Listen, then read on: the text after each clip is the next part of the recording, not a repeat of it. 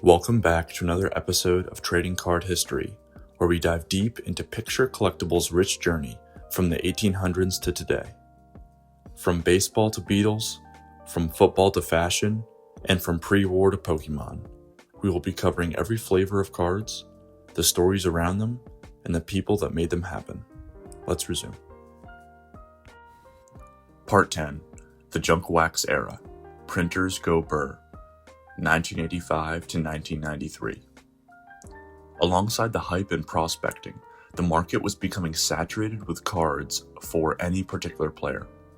If you remember from Part 8, Topps gained exclusive rights through ruthless player deals from the 1960s and early 1970s. The MLB Players Association, under Marvin Miller, began allowing competition within the baseball card space through group licenses, but before that, Topps competitors had to wait for an FTC ruling to overturn these contracts. This ruling came unexpectedly in 1980.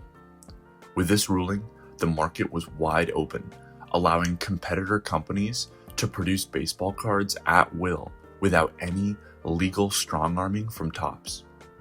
Fleer and Donruss jumped on this opportunity and rushed to push out baseball card sets in 1981.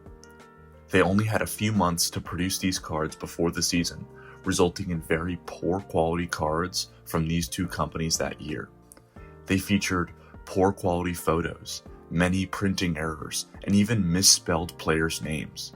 In the Fleer set alone, there are 66 known major errors in the 660 card set. A major error is considered something that fundamentally changes the card, such as spelling a player's name wrong, denoting the wrong position, the wrong team, etc. With 660 total cards and 66 known major errors, 1 in every 10 cards was fundamentally flawed. Donruss boasted a similar error rate in their card set. I want to show off some of these errors from these sets because it will blow your mind how these made it past quality control. John Ellis. Card number 26 may look normal until you find out that the player posing on the card is not John Ellis, but his teammate Danny Walton. This was somehow not an isolated error. Vern Rules, number 261's portrait, is actually his teammate Ken Forsch. They could not be bothered to make sure they had the right people on the right card. Another amusing error trend was some cards having reversed images. Both Fleer's Tim Flannery and Donruss's Buck Martinez featured this issue in their first print run, which were later corrected. Despite these errors and rushed printing, the sets sold well and provided strong competition to Topps, but were still seen as second fiddle. With these three companies all fighting tooth and nail for children's allowance pennies, the printers were churning out cards 24/7. One collecting magazine in the mid-1980s estimated that 81 billion trading cards were being printed annually in the United States, citing talks with production managers of all the major card companies. This included baseball cards, non-baseball cards, movie cards, and an emerging market of non-licensed collectible cards. Since Topps was experiencing new competition in the baseball card space, they worked to expand their arsenal of products. They saw immense success in the pop culture card space in the 60s and 70s with things like Star Trek, Elvis, the Beatles, and Star Wars. But that category had been focused on less and less in the early 80s. In 1985, they tapped into that market once again with the Garbage Pail Kid set. These cards were designed to poke fun at the currently popular Cabbage Patch Kids, but twisted the Cabbage Patch art style into grotesque illustrations.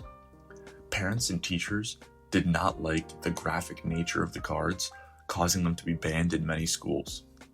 And as we know, from every time anything was banned ever, widespread bans only made it more popular. Kids were telling their parents they were buying baseball cards and sneaking Garbage Pail Kids into the house. trading on school buses, etc. The immense popularity of the cards resulted in 15 sets and a movie being produced. The 1980s card explosion did not stop there, however. If you notice, we have not discussed non-baseball sports cards in a few parts. This is largely because there was a long gap in card production for many sports.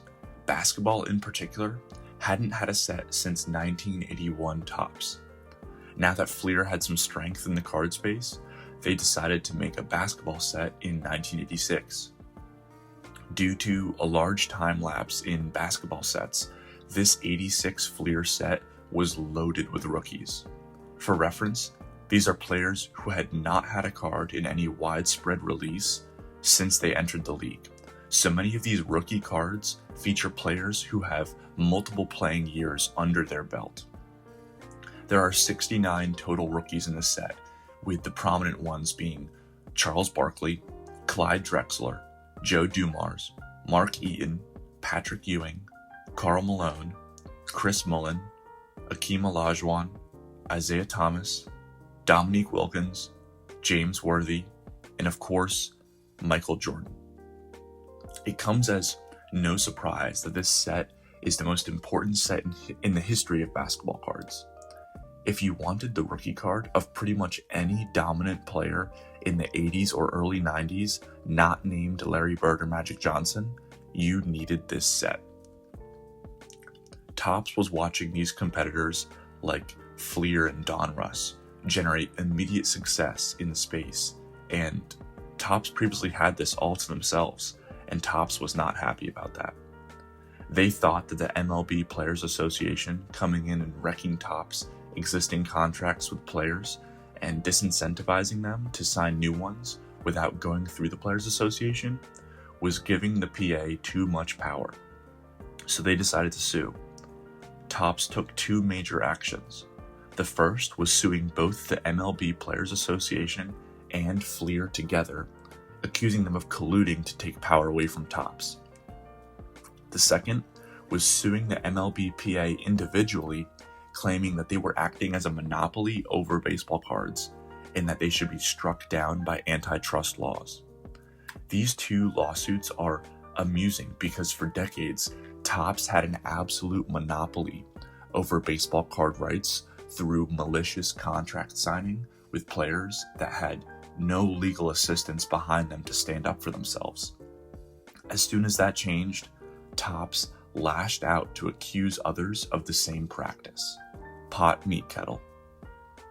To summarize the entire lawsuit process, it did not go very far and Topps was essentially laughed out of the courtroom. Things went back to business as usual with Topps, Fleer, and Donruss creating full card sets without any constraints of exclusive player contracts. The companies started to realize it was very difficult to gain market share through quality of photographs, stat details, and graphics. It was much simpler and much more effective, however, to simply drown the other companies in cardboard. If you put a pack of cards in front of kids, they will buy it. They tried to drown the other companies, and drown they did. Every age group was buying trading cards.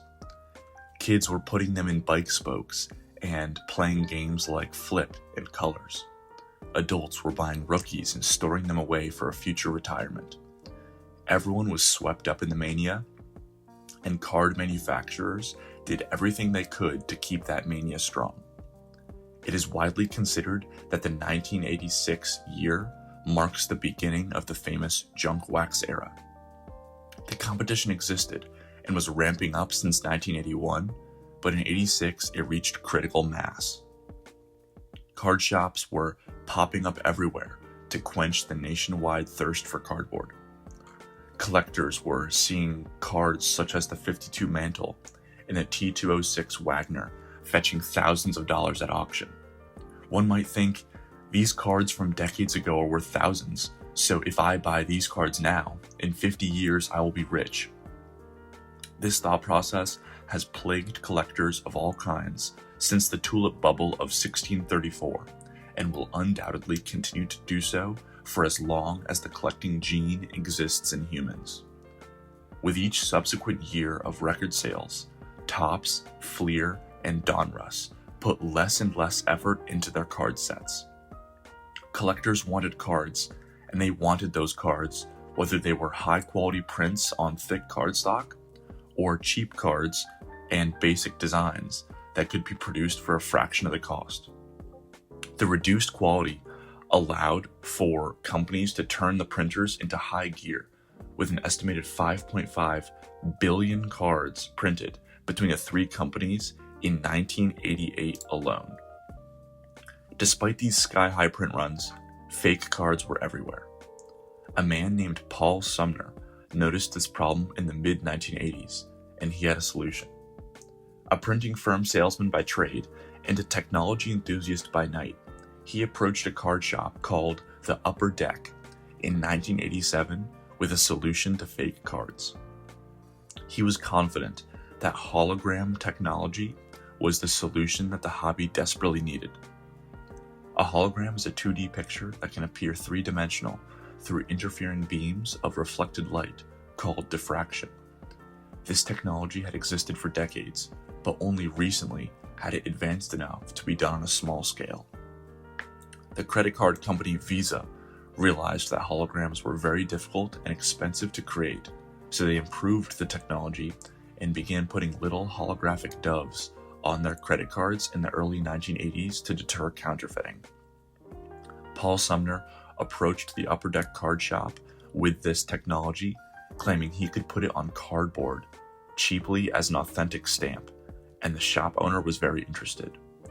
They began tinkering with the technology and gained partners for funding of production. They worked on their cards over the next 2 years and realized their first baseball set in 1989, smack in the middle of the largest card boom in history. While the other companies were working to make their cards cheaper and cheaper, Upper Deck was marketed as a premium product, superior to their competition. It featured thicker cardstock, crisp pictures, and their authentic holograph logo. These cards were a huge success. It matched the sales of Fleer and Donruss in their first year, but fallen just short of Topps. This move by Upper Deck showed the companies that the market, particularly the adult collectors, were willing to pay up for a premium product, which can be seen in the years to come. In the meantime, however, the market was ripping, and the cardboard gains had no plans to slow down the printers. Topps, Fleer, and Donruss saw the success of Upper Deck's premium product and began to roll out their own. These companies began sister sets to their normal sets. Fleer Glossy and Topps Tiffany emerged at this time, following the Upper Deck model of glossy cards, thick white cardstock, as opposed to the flimsy brown cardboard collectors were used to, and they developed their own successful niche in the market. Another unique set from that era was the 1991 Topps Desert Shield set. This was the traditional 1998 Topps set, but featured a unique gold foil stamp of a pair of palm trees with the words Operation Desert Shield below it. These special cards were sent exclusively to American troops stationed in the Middle East during the conflict, where many were discarded or destroyed. A very small amount of these were printed, with estimates from Topps hovering at roughly 6,500 copies for each player in the set. The number surviving today, in good condition, is far lower due to how few made it back to the United States, so mint copies of desirable players fetch an overwhelming premium over its store-bought counterparts. Back on the mainland, the hobby was ripping and roaring. Card mania was at an all-time high. If you were buying stocks instead of baseball cards, you would apparently never retire.